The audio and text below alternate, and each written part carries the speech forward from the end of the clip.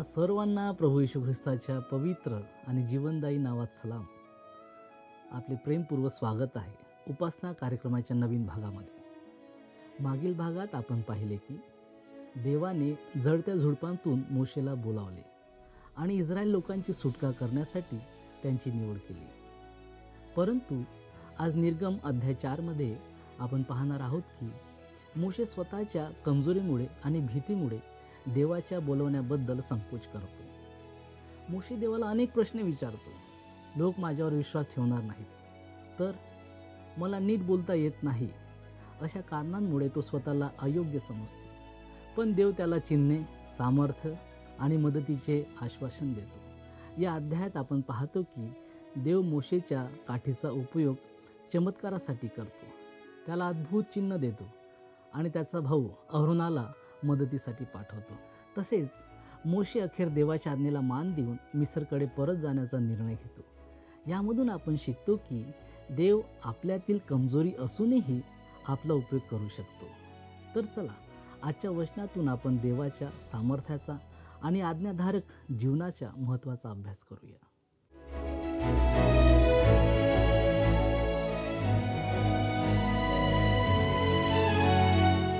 प्रभू येशू ख्रिस्ताच्या मधुर नावात आपणास सलाम. आपणा सर्वांचे उपासना कार्यक्रमामध्ये हार्दिक स्वागत. प्रियांनो, आजच्या कार्यक्रमात आपण निर्गम याच्या 4थ्या अध्यायाचा अभ्यास करणार आहोत. यामध्ये आपण जे विषय हाताळणार आहोत ते येणेप्रमाणे आहेत. इस्रायलाचा मुक्तिदाता होण्याबाबत मोशेचे आक्षेप, अहरोन मोशेचा प्रवक्ता बनतो आणि मोशे मिस्र देशात परततो. हा अध्याय आपल्याला मोशेचे मिस्र देशाला परतणे आणि त्याच्या शंकांचे निरसन देवाने ज्या अद्भुत रीतीने केले त्याविषयी सांगतो. मोशेच्या मनात अनेक प्रश्न आहेत आणि त्याला अनेक अडथळे पार करायचे आहेत, परंतु मोशेच्या प्रत्येक आक्षेपाचे उत्तर देवाकडे आहे. प्रथम आपण इस्रायलाचा मुक्तिदाता होण्याबाबत मोशेचे आक्षेप हा विषय थोडक्यात अभ्यासूया. देवाला अपेक्षित असलेले काम करण्यासाठी आपण योग्य व्यक्ती नाही असे मोशेला वाटण्याची अनेक कारणे होती. आपण वाचूया निर्गमाचे पुस्तक याचा 4था अध्याय आणि पहिली 2 वचने. तेव्हा मोशेने उत्तर दिले, पण ते माझा विश्वास धरणार नाहीत, माझे म्हणणे ऐकणार नाहीत. ते म्हणतील, परमेश्वराने तुला दर्शन दिलेच नाही. तेव्हा परमेश्वर त्याला म्हणाला, तुझ्या हातात ते काय आहे? तो म्हणाला, काठी आहे. येणाऱ्या काळात मोशे त्या काठीचा अनेक वेगवेगळ्या प्रकारे उपयोग करणार होता. ती काठी त्याच्या अधिकाराचे प्रतीक बनणार होती.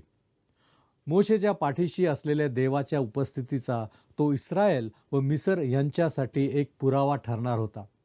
तसेच ती काठी त्याच्यासाठी सामर्थ्याचा एक स्रोत म्हणून कार्य करणार होती.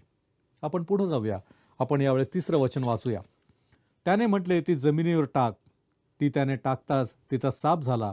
त्याला पाहून मोशे पळाला. मोशेने जेव्हा आपली काठी जमिनीवर टाकली तेव्हा तिचे रूपांतर एका भयानक सापात झाले. हे लक्षात घ्या की त्या काठीमध्ये स्वतःची अशी कोणतीही शक्ती नाही. ती केवळ एक साधन आहे आणि तिचा वापर सैतान तसेच देव दोघेही करू शकतात. उदाहरणार्थ, एका रुपयाच्या नोटेची तुलना त्या काठीशी करा. त्या रुपयाचा वापर एखाद्या हत्येसाठी किंवा वेश्या व्यवसाय, जुगार, मद्यपान इत्यादींसाठी केला जाऊ शकतो. दुसऱ्या शब्दात सांगायचे तर तो रुपया एखाद्या सापासारखा बनू शकतो. केवळ तेव्हाच जेव्हा तो रुपया किंवा ती काठी अशा एखाद्या देवभिरू मनुष्याच्या हाती सोपविण्यात येते, जो देवाच्या सामर्थ्याने प्रेरित झालेला असतो, तेव्हाच त्याचा वापर देवाच्या कार्यासाठी केला जाऊ शकतो. या वचनातून देव आपल्याला हाच एक महत्त्वाचा धडा शिकवत आहे. पुढे आपण जाऊया. 4थं वचन. परमेश्वराने मोशेला सांगितले, आपला हात पुढे करून त्याचे शेपूट धर. त्याने हात पुढे करून ते धरले, तेव्हा त्या सापाची त्याच्या हातात काठी झाली. अनेक लोक कार, रेडिओ, मोबाईल आणि TV यांना सैतानाची साधने मानतात. सैतान या सर्व साधनांचा वापर करू शकतो, परंतु तीच साधने देवाच्या कार्यासाठी वापरली जाऊ शकतात. प्रियांनो, त्या सापाची शेपटी पकडा. तुमची कार वापरून एखाद्या देवाच्या सेवकाला चर्चमध्ये घेऊन जा, किंवा तुमच्या ज्या मित्रांचे तारण झालेले नाही त्यांना देवाचे वचन ऐकण्यासाठी घेऊन जा. TV आणि रेडिओवरील ख्रिस्ती कार्यक्रमांना पाठिंबा द्या. प्रसारमाध्यमे ही सैतानाची साधने न बनता ती देवाच्या हातातील साधने बनावीत, यासाठी तुम्ही तुमचा वाटा उचला. तुम्ही त्या साधनांना देवाच्या हातातील काठी बनवा.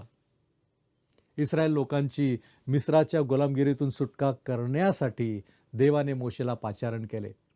अरण्यात 40 वर्ष प्रशिक्षण दिल्यानंतर जळत्या झुडपाजवळ त्याची नियुक्ती केली. पूर्वी उत्साही असलेला मोशे आता मुक्तिदाता होण्यास संकोच करत होता आणि देवासमोर शंका मांडत होता.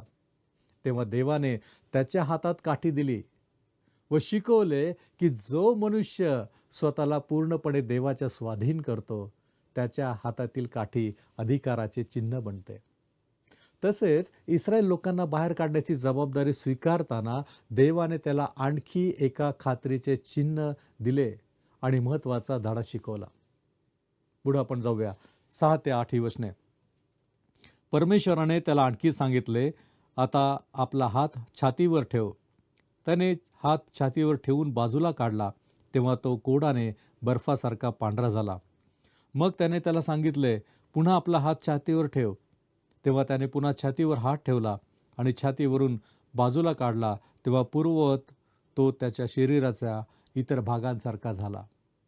त्यांनी तुझा विश्वास धरला नाही व पहिल्या चिन्हाची सूचना मानली नाही, तर ते या दुसऱ्या चिन्हाची सूचना खरी मानतील. या वचनांमधील महान संदेश विशेषतः मोशेसाठी आहे. त्याची छाती म्हणजे अंतःकरण त्याच्या आंतरिक जीवनाचे प्रतीक आहे. नीतिसूत्र याचा 4 अध्याय 23 वचन म्हणते, सर्व रक्षणीय वस्तूंपेक्षा आपल्या अंतःकरणाचे विशेष रक्षण कर, कारण त्यात जीवनाचा उगम आहे.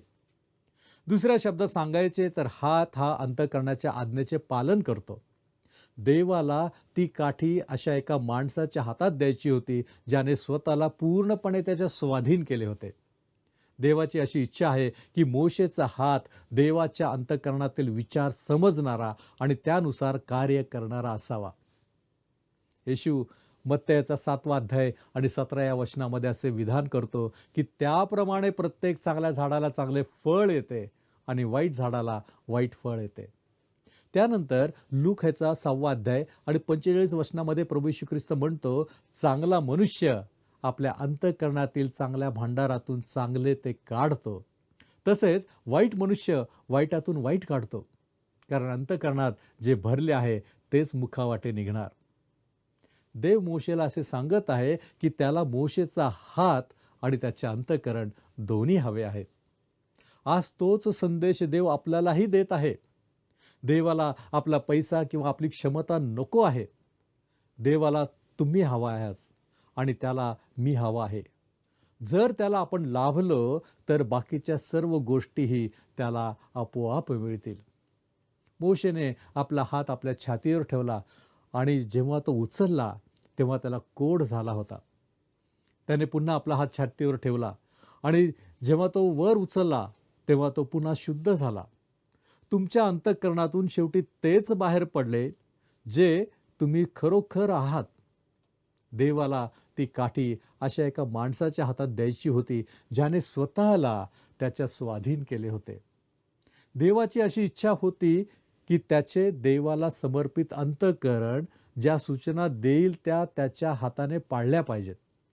मोशेला, इस्रायल वंशजांना आणि आज आपल्या सर्वांना देव जो महान धडा शिकू इच्छितो तो हाच आहे. पुढे आपण जाऊया 10 वचन. तेव्हा मोशे परमेश्वराला म्हणाला, हे प्रभू, मी बोलका नाही, पूर्वीही नव्हतो व तू आपल्या दासाशी बोललास तेव्हापासूनही नाही. मी तर मुखाचा जड व जिभेचाही जड आहे. आता मोशे आणखी एक आक्षेप मांडतो. तो म्हणतो, हे प्रभू, या कामासाठी तुला एका चांगले बोलू शकत असलेल्या माणसाची गरज आहे आणि मला मात्र नीट बोलता येत नाही. वेळ आल्यावर मोशेला नक्कीच चांगले बोलता येते, तरीही तो केवळ एक सबब सांगत आहे. त्याला स्वतःमध्ये उणीव जाणवत आहे. पुढे आपण जाऊया 11 आणि 12 वचन. तेव्हा परमेश्वर त्याला म्हणाला, मनुष्याचे तोंड कोणी केले आहे? मनुष्याला मुका, बहिरा, डोळस किंवा आंधळा कोण करतो? मी परमेश्वरच की नाही? तर आता जा, मी तुझ्या मुखास सहाय्य होईन आणि तू काय बोलायचे ते तुला शिकवीन. देव मोशेला सांगत आहे की त्याला केवळ मोशेचा हातच नव्हे तर त्याचे मुख देखील हवे आहे. तो मोशेला अभिवचन देतो की तो त्याच्या मुखाला सहाय्य करेल आणि त्याला काय बोलावे हे शिकवेल. जीवनाचे प्रवाह हृदयातूनच उगम पावतात आणि हृदयाच्या विहिरीत जे काही साठलेले असते तेच तोंडाच्या पोहऱ्याद्वारे वर येते. देवाला मोशेचे हृदय हवे होते. 13वं वचन आपण पाहूया. तेव्हा तो म्हणाला, हे प्रभू, तुझ्या मर्जीस येईल त्याच्या हस्ते त्यांना संदेश पाठव. आता आपण अहरोन मोशेचा प्रवक्ता बनतो हा विषय थोडक्यात अभ्यासणार आहोत. वाचूया आपण 14 ते 16 ही वचने. मग मोशेवर परमेश्वराचा राग भडकला. तो त्याला म्हणाला, लेवी अहरोन हा तुझा भाऊ नाही काय? त्याला चांगले बोलता येते हे मला ठाऊक आहे. पहा, तो तुला भेटायला येत आहे. तुला पाहून त्याला मनात आनंद होईल. तू त्याच्याशी बोलून त्याच्या मुखात शब्द घाल. मी त्याच्या व तुझ्या मुखाला सहाय्य होईन आणि तुम्ही काय करायचे ते तुम्हाला शिकवेन. तो तुझ्यातर्फे लोकांशी बोलेन. तो तुझे मुख होईल आणि तू त्याला देवाच्या ठिकाणी होशील. देवाकडे प्रवक्त्याची मागणी करून मोशेने मोठी चूक केली. देवाने परवानगी दिली, पण त्याला नेतृत्वात विभागणी नको होती. रानातील प्रवासात यामुळे अनेक समस्या निर्माण झाल्या. गणना पुस्तकात दिसते की मोशे सिनाय पर्वतावर असताना अहरोनाने इस्रायल लोकांसाठी सोन्याचे वासरू बनवण्यात सहभाग घेतला. अहरोनाची ही गंभीर चूक नेतृत्वातील विभागणीचाच तो परिणाम होता. गणना या पुस्तकात आणखीही काही समस्या उद्भवल्याचे दिसून येते. इस्रायल लोकांची सुटका करण्यासाठी देवाला अहरोनाची नव्हे तर मोशेची आवश्यकता होती. परंतु मोशेला देवावर पूर्ण विश्वास ठेवण्यास संकोच वाटत होता. त्यामुळे देवाने त्याच्या सोबत अहरोनाला पाठवले. आपण आपल्या मर्यादा ओळखायला हव्यात. पण देव जेव्हा एखाद्या कार्यासाठी बोलावतो तेव्हा विश्वासाने प्रतिसाद दिला पाहिजे. देव ते कार्य पार पाडण्यासाठी तोच आपल्याला सामर्थ्य देईल असा विश्वास आपण ठेवला पाहिजे. पुढे आपण जाऊया 17 आणि 18 ही वचने. तू आपल्या हातात ही काठी घे, हिने तू चिन्हे करून दाखवशील. मग मोशे तेथून निघून आपला सासरा इथ्रो ह्याच्याकडे गेला आणि त्याला म्हणाला, मला मिस्रातल्या माझ्या भाऊबंधांकडे परत जाऊ द्या आणि ते अजून जिवंत आहेत की नाहीत ते मला पाहू द्या. तेव्हा इथ्रो मोशेला म्हणाला, सुखाने जा. आता आपण मोशे मिसर देशाला परततो हा विषय थोडक्यात अभ्यासणार आहोत. यावेळेस आपण वाचणार आहोत 19वं वचन. मिद्यान देशात परमेश्वर मोशेला म्हणाला, चल मिसर देशात परत जा, कारण तुझा जीव घेऊ पाहणारे सगळे मृत्यू पावले आहेत. मिसर देशात आता एक नवीन फारो गादीवर आला आहे. ज्या फारोने मोशेच्या मृत्यूचा आदेश दिला होता तो फारो आता मरण पावला आहे. यामुळे मोशे आता सुरक्षितपणे मिसर देशाला परत जाऊ शकतो. वाचूया आपण 20 आणि 21 ही वचने. मग मोशे आपली बायको व मुलगे यांना गाढवावर बसवून मिसर देशास परत जायला निघाला. तो देवाची काठी आपल्या हातात घेऊन चालला. परमेश्वर मोशेला म्हणाला, तू मिस्रास परत जाशील तेव्हा पहा, ज्या अद्भुत कृती मी तुझ्या हाती ठेवल्या आहेत त्या सर्व फारो पुढे करून दाखव. तरी मी त्याचे मन कठीण करीन आणि तो माझ्या लोकांना जाऊ देणार नाही. देवाने स्वतःच असे म्हटले आहे की तो फारोचे मन कठीण करेल. ही बाब नेहमीच एक समस्या म्हणून समोर येत आली आहे. आपण जेव्हा मिसर देशावर आलेल्या पिढ्यांचा विचार करू तेव्हा ही समस्या पुन्हा उद्भवेल आणि त्यावेळी आपण तिचा अधिक सविस्तर अभ्यास करू. त्यावर एक समाधानकारक तोडगा काढूया. यावेळेस आपण पुढे जाऊया. 22वं वचन. तू जाऊन फारोला सांग, परमेश्वर म्हणतो, इस्रायल हा माझा पुत्र, माझा ज्येष्ठ पुत्र आहे. देवाने कोणत्याही एका इस्रायली व्यक्तीला देवाचा पुत्र असे संबोधले नाही, परंतु राष्ट्राविषयी मात्र तो म्हणतो, इस्रायल हा माझा पुत्र, माझा ज्येष्ठ पुत्र आहे. 23वं वचन. मी तुला सांगितले की माझ्या पुत्राला माझी सेवा करण्यास जाऊ दे. पण तू त्याला जाऊ देण्याचे नाकारले, तर पहा, मी तुझा पुत्र, तुझा ज्येष्ठ पुत्र जीवे मारेन. फारो आणि मिस्री लोकांच्या बाबतीत देवाने अत्यंत सौम्य भूमिका घेतली होती. या संघर्षाच्या सुरुवातीलाच त्याने फारोला सांगितले होते, एक तर माझा पुत्र म्हणजे इस्रायल याला जाऊ दे, अन्यथा मी तुझ्या पुत्राचा वध करेन. मिस्र देशाच्या प्रथम पुत्रांना स्पर्श करण्यापूर्वी देवाने अनेक पिढा पाठवल्या. त्याद्वारे त्याने फारोला खऱ्या देवाला ओळखण्यासाठी आणि इस्रायलला मुक्त करण्यासाठी पुरेसा अवधी दिला. परंतु फारोने त्या संधीचा लाभ घेतला नाही. 24वे वचन. मग मोशे प्रवास करीत असता उतार शाळेत असे झाले की परमेश्वराने त्याला गाठून जीवे मारायला पाहिले. हे एक विचित्र वचन आहे, परंतु त्यातून मोशेचा तिसरा खरा आक्षेप उघड होतो. त्याने आपल्या पुत्रांची सुनता करण्याकडे दुर्लक्ष केले होते. सुनता ही अब्रामाशी देवाने केलेल्या कराराचा पुरावा किंवा शिक्कामोर्तब होते. जर मोशे इतरांना देवाची इच्छा काय आहे हे सांगणार होता, तर त्याला स्वतःलाही देवाच्या इच्छेचे पालन करणे भाग होते. त्यामुळे देवाला मोशेला त्याच्या या आज्ञाभंगाची सक्तीने आठवण करून द्यावी लागली. पुढे आपण जाऊया 25 आणि 26 वचन. तेव्हा सिप्पोरा हिने एक धारेची गारगोटी घेऊन आपल्या मुलाची अग्रत्वचा कापली आणि ती मोशेच्या पायांजवळ ठेवून ती म्हणाली, तू रक्ताने मिळवलेला माझा नवरा आहेस. तेव्हा परमेश्वराने मोशेला पिडण्याचे सोडले. रक्ताने मिळवलेला नवरा असे तिने सुनतेला अनुलक्षून म्हटले. ही घटना समजायला अवघड आहे आणि या समस्येचे परीक्षण करण्यासाठी आपल्याला थोडे मागे वळून पाहावे लागेल. मोशे जेव्हा मिस्र देशातून पळून गेला तेव्हा तो मिद्यान देशात गेला. मिद्यानी लोक हे अब्राम आणि कटुरा यांचे वंशज होते. हे लोक एकेश्वरवादी होते. ते मूर्तीपूजक नव्हते, तर एकाच देवाची उपासना करत होते. मोशेला या लोकांमध्ये आपलेपणा वाटला. मिद्यानी याजकाशी त्याची घनिष्ठ मैत्री झाली, ज्याला 7 मुली होत्या. मोशेने त्याची मुलगी सिप्पोरा हिच्याशी लग्न केले. सुरुवातीला देवाने मोशेच्या घराला आशीर्वाद दिला. त्याचा पहिला मुलगा गेर्शोम, ज्याचा अर्थ परका असा होतो, त्याचा जन्म मिद्यानमध्ये झाला. मोशे आपल्या देशात एक परका होता, पण त्याने ते आपले घर बनवले होते. मोशेच्या वैवाहिक जीवनात दुर्दैवाने एक समस्या होती.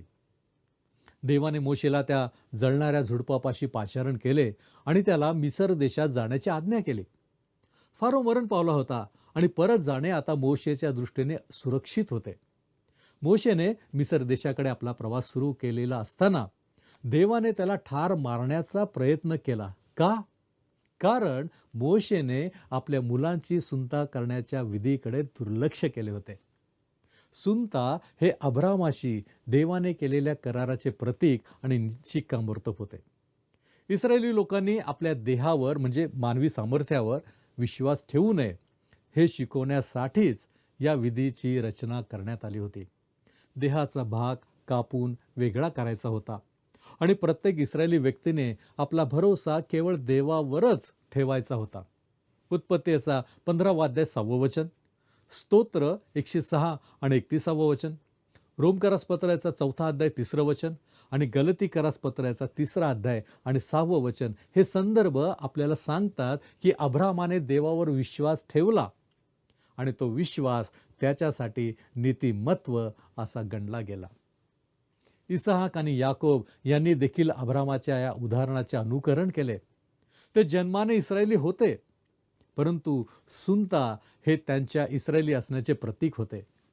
तो विधी पार पाडणे ही त्यांच्यासाठी एक विश्वासाची कृती होती. सुनता हा या गोष्टीचा पुरावा होता की ती व्यक्ती अब्रामाचा वंशज आहे. तो त्यांच्या विश्वासाचा एक पुरावा होता. वर करणे असे दिसते की सिप्पोराने सुनता करण्याच्या या आज्ञेला विरोध केला होता आणि मोशेनेही त्याबाबत फारसा आग्रह धरला नव्हता. कदाचित मोशेला ही कृती तितकीशी महत्त्वाची वाटली नसावी आणि साहजिकच त्याच्या पत्नीला मात्र ही गोष्ट मूर्खपणाची आणि रक्तपाताची वाटली असावी. काही झाले तरी मोशेला आपल्या वैवाहिक जीवनात दुरावा निर्माण करायचा नव्हता. मोशेची पत्नी नास्तिक नव्हती. ती एकेश्वरवादीच होती. ती केवळ देवाच्या आज्ञेला विरोध करत होती आणि मोशेला त्यावरून कोणताही वाद किंवा प्रश्न निर्माण करायचा नव्हता. मोशे फारो विरुद्ध ठामपणे उभे राहू शकत होता, पण तो आपल्या पत्नीविरुद्ध तितक्या ठामपणे उभे राहू शकत नव्हता. इस्रायली लोक जेव्हा चुकीचे वागत असत तेव्हा मोशे त्यांना त्यांची चूक दाखवून देऊ शकत होता. परंतु जेव्हा त्याची पत्नी चुकीची वागत होती तेव्हा मात्र तो तिचा विरोध करत नव्हता. मोशेला असे वाटले की आज्ञाभंगाच्या या बाबतीत तो सहज सुटू शकेल. अनेक ख्रिस्ती सेवक इतरांच्या कुटुंबांची काळजी घेताना स्वतःच्या कुटुंबाकडे दुर्लक्ष करतात. तसेच मोशेनेही केले. परंतु देवाने त्याला मिस्राच्या वाटेवर थांबवून परिस्थितीचे गांभीर्य दाखवले. पती पत्नीमध्ये आध्यात्मिक बाबतीत एकमत नसल्यास मोठा धोका निर्माण होतो. म्हणूनच पवित्र शास्त्र विश्वासणारे आणि अविश्वासणारे यांच्यात विवाह करू नये असा इशारा देते. मोशेचा जीव वाचवण्यासाठी सिप्पोराने आपल्या मुलाची सुंता केली. तिची ही कृती तिच्या विश्वासाचे प्रतीक होती. तिने अब्रामाशी केलेल्या करारावर आणि रक्ताद्वारे मिळणाऱ्या तारणावर विश्वास ठेवला. मुलाची सुंता झाल्यानंतर मोशेला आपल्या चुकीची जाणीव झाली आणि त्याने सिप्पोराला तिच्या माहेरी पाठवले. नंतर रानातील प्रवासात मोशेचा सासरा इथ्रो तिला पुन्हा मोशेकडे घेऊन आला आणि त्यांच्यात पुन्हा सलोखा झाला. पुढे आपण जाऊया. 27 ते 31 ही वचनं आपण वाचणार आहोत. मग परमेश्वर अहरोनाला म्हणाला, मोशेला भेटण्यास तू रानात जा. तो गेला आणि देवाच्या डोंगरावर त्याला भेटून त्याने त्याचे चुंबन घेतले. मग परमेश्वराने त्याला जे काही सांगून पाठवले व जी चिन्हे करून दाखवण्याची आज्ञा केली ती सर्व मोशेने अहरोनाला सांगितले. नंतर मोशे व अहरोन यांनी जाऊन इस्रायल वंशजांचे सर्व वडील जन जमवले आणि परमेश्वराने मोशेला जे काही सांगितले होते ते सर्व अहरोनाने लोकांना कळवले आणि त्यांना चिन्हे करून दाखवली. तेव्हा लोकांना विश्वास वाटला. परमेश्वराने इस्रायल वंशजांची भेट घेऊन त्यांची विपत्ती पाहिली हे त्यांनी ऐकले. तेव्हा त्यांनी नमन करून त्याची आराधना केली. येथे आपल्याला आराधनेचे एक अतिशय सुंदर दृश्य पाहायला मिळते. हे लोक आता देवावर विश्वास ठेवू लागले आहेत आणि याच विश्वासाच्या आधारावर देव त्यांना मिस्र देशातून बाहेर घेऊन जाणार आहे. प्रियांनो, आपली वेळ संपत आली आहे. परंतु आज आपण निश्चय करूया की देवावर आपण देखील विश्वास ठेवूया. आपला विश्वास अधिक दृढ करण्याचा प्रयत्न करूया. तो जिवंत परमेश्वर नक्कीच आपल्याला सहाय्य करेल. यावेळेस आपण प्रार्थना करूया. आमच्यावरती प्रीती करणारा आमच्या महान प्रेमळ परमेश्वरा, धन्यवाद देतो, तुझी स्तुती करतो. आमच्या जन्मलेल्या दिवसापासून तू सदैव आमच्याबरोबर आहेस. तू आम्हाला कधी सोडत नाहीस, तू आम्हाला कधीही टाकत नाहीस. आमच्या जीवनामध्ये प्रभूजी अनेक वेळा आम्ही चुकतो, परंतु बापा तू आमच्यावरती प्रीती करणारा आमचा महान परमेश्वर, आमचे चुका तू आम्हाला दाखवतोस की जेणेकरून प्रभूजी आम्ही योग्य मार्गावर यावं आणि आम्ही स्वतःला तुझ्या हातामध्ये सोपून द्यावं की जेणेकरून प्रभूजी तुझ्या योजनेप्रमाणे तू आमचा उपयोग तुझ्या सेवा कार्यासाठी करून घेऊ शकशील. होय बापा, आज आम्ही देखील विश्वासानं तुझ्या चरणापाशी येतो आणि आम्हा स्वतःला तुझ्या पवित्र हातामध्ये सोपवतो. तू आमचा स्वीकार कर आणि बापा तुझ्या इच्छेनुसार तू आमचा उपयोग करून घे. आम्ही तुझे आभार मानतो. या वचनांच्या द्वारे तू आमच्याशी बोललेला आहेस. येशू ख्रिस्त आमचा प्रभू याच्या द्वारे मागतो म्हणून तू ऐक. आमेन. ख्रिस्ताची प्रीती आपणाबरोबर सदैव असो.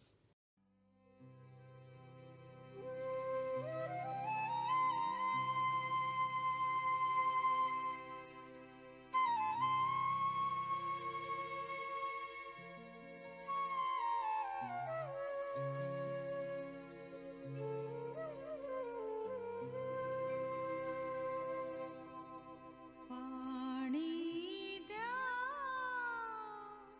पाणी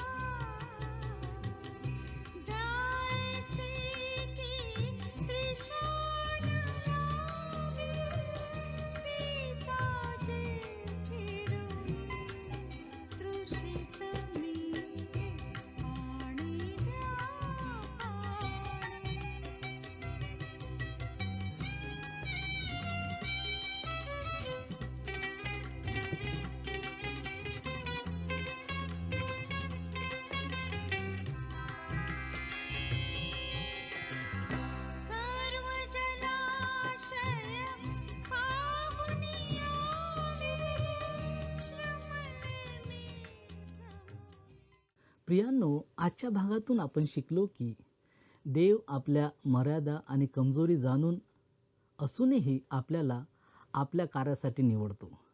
मोशे स्वतःला कमी समजत होता, पण देवाने त्याला सतत धीर दिला आणि सांगितले की खरे सामर्थ्य मनुष्याचे नसून देवाचे असते. आपण हेही पाहिले की देवाने मोशेला एकटे सोडले नाही, तर अहरोनाच्या रूपाने त्याला मदत पुरवली.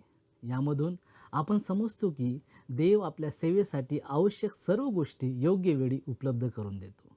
या अध्यायातून आपल्यासाठी एक महत्त्वाचा संदेश आहे. देवाला आपल्या क्षमता नाही, तर आपली उपलब्धता आणि आज्ञाधारकता महत्त्वाची आहे. कदाचित आज आपणही स्वतःला अयोग्य, कमजोर किंवा घाबरलेले समजत असाल, पण लक्षात ठेवा, देव ज्याला बोलावतो त्याला तो सामर्थ्यही देतो. पुढील भागात आपण पाहणार आहोत की मोशे आणि अहरोन फारोसमोर देवाचा संदेश कसा मांडतात आणि त्यानंतर इस्रायल लोकांच्या परिस्थितीत काय बदल होतो. तोपर्यंत देवाच्या वचनावर विश्वास ठेवा. भीतीऐवजी विश्वासाने पुढे चला आणि त्याच्या सामर्थ्यावर अवलंबून राहा. प्रभूची कृपा, धैर्य आणि शांती आपल्या जीवनात सदैव राहो. धन्यवाद.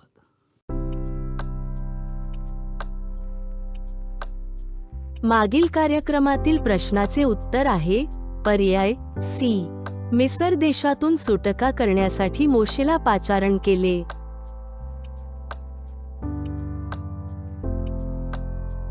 आजचा प्रश्न, मोशेच्या सासऱ्याचे नाव काय होते? ए. रगुवेल, बी. इथ्रो, सी. गेरशोम, डी. अहरोन.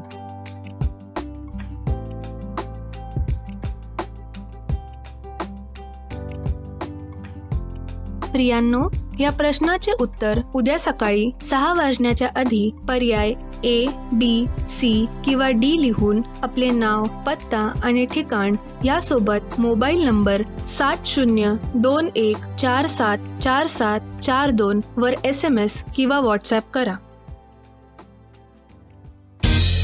हा कार्यक्रम आपणास आवडला काय? आता आम्हाला एक मिस कॉल करा.